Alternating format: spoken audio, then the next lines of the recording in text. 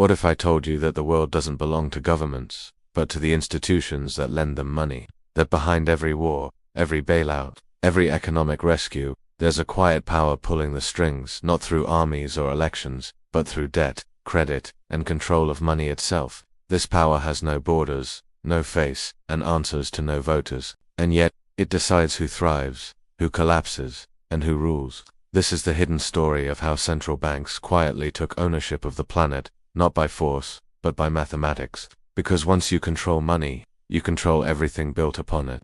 Stay until the end, because understanding this system isn't just about economics. It's about freedom, sovereignty, and who truly owns the world you live in.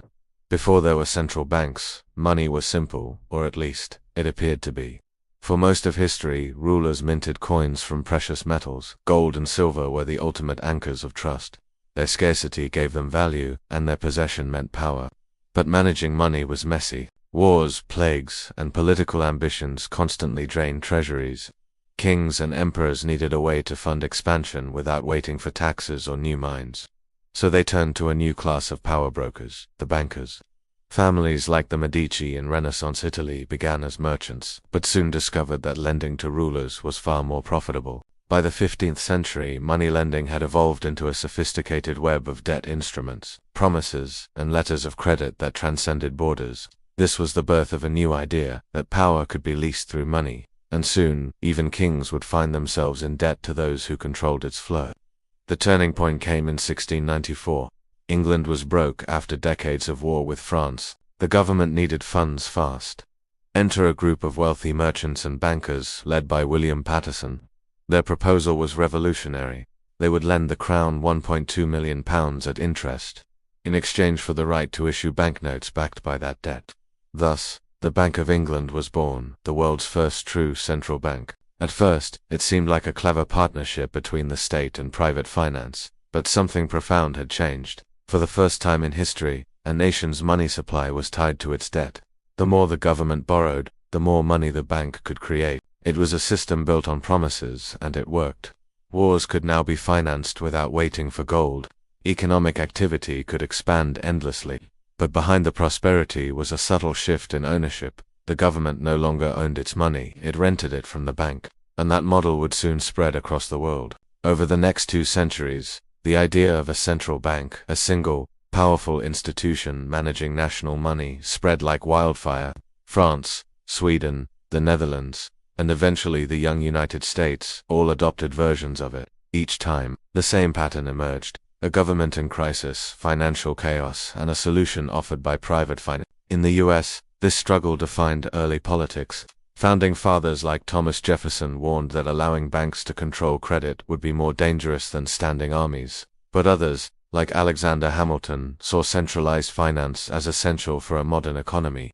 The result was a cycle of experimentation. The first Bank of the United States, 1791 to 1811. The Second Bank 1816 to 1836, and finally, after years of financial panics, the Federal Reserve, established in 1913. Each was born out of necessity. Each gave more power to bankers and less to elected governments. The 1913 Federal Reserve Act marked the moment the U.S. government effectively outsourced control of its money. Congress could borrow, but the Fed could create, and with that, sovereignty quietly changed hands. So how does a central bank own the world, when it doesn't technically own companies, land, or governments? Through debt-based money creation. Here's how it works. When a government spends more than it earns, which is almost always, it issues bonds, promises to repay with interest. Central banks buy those bonds, often creating new money to do it. That money enters the economy, circulates through banks, businesses, and consumers, but the debt remains, growing in the background. In other words, every dollar in existence is born as a liability. The more governments borrow, the more dependent they become on their central bank's ability to create and manage money. It's a system of invisible ownership.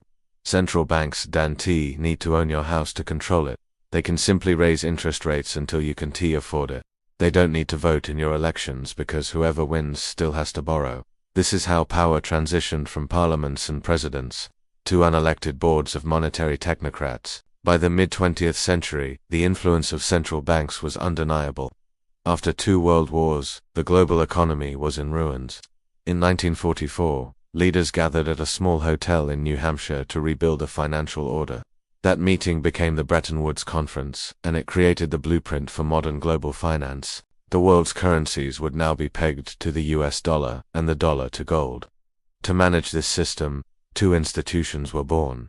The International Monetary Fund (IMF), the World Bank. Though presented as international cooperation, both were essentially extensions of the same logic. Money as a tool of global control, through loans, conditions, and aid packages. Developing nations were drawn into the same cycle of debt and dependence that had defined domestic economies for centuries. By the 1970s, this system faced a crisis. America's debt had exploded due to war spending and social programs. Foreign nations began demanding gold for their dollars. In 1971, President Richard Nixon made a fateful decision. He temporarily suspended the dollar's link to gold, effectively ending the Bretton Woods system. From that moment forward, money was no longer tied to anything real. It was whatever central banks said it was. They had achieved the ultimate power, the ability to create value from nothing. Once money became infinite, control over it became absolute. In the 1980s and 1990s, central banks and financial institutions began engineering an entirely new world, one where credit and speculation replaced production as the main drivers of growth. Under leaders like Alan Greenspan at the Federal Reserve, monetary policy became the main engine of prosperity. When markets fell, interest rates were cut. When debt grew, it was refinanced. When bubbles formed, they were ignored. The result was a fragile but powerful illusion: permanent growth. Central banks learned that by adjusting interest rates, they could control the behavior of entire economies. People spent more, borrowed more, invested more, and in doing so, handed over control of their future to institutions that no one voted for. Meanwhile, private banks, supported and backstopped by central banks, expanded their power globally. Every loan, every mortgage, every national bailout added another thread to the web of ownership. By the 21st century, the system was complete. No government could function without borrowing. No economy could survive without central bank liquidity. And that's when the illusion began to break. The 2008 financial crisis was the moment the mask slipped.